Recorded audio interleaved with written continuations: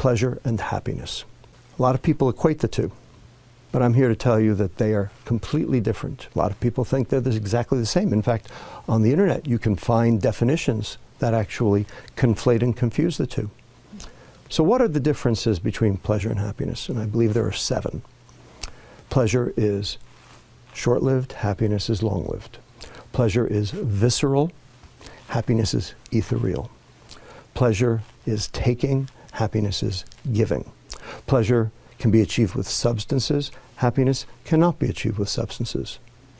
Pleasure is experienced alone, happiness is experienced in social groups. The extremes of pleasure all lead to addiction, whether they be substances or behaviors. Yet there's no such thing as being addicted to too much happiness.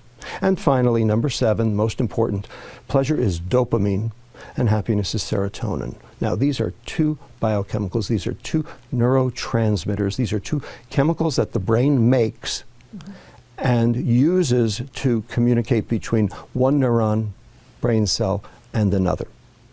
Now, why do we care? So what? And neurons, when they're excited too much, too frequently, tend to die. So the neuron has a defense mechanism against that. What it does is it reduces the number of receptors that are available to be stimulated in an attempt to try to mitigate the damage. Now, there's one thing that downregulates serotonin: dopamine. So the more pleasure you seek, the more unhappy you get.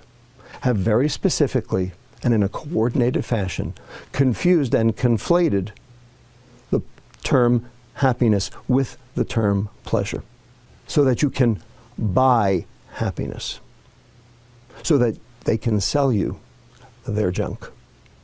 It's called the American economy, and it's based on hedonic substances that drive pleasure rather than happiness. And in the process, we have become most decidedly unhappy.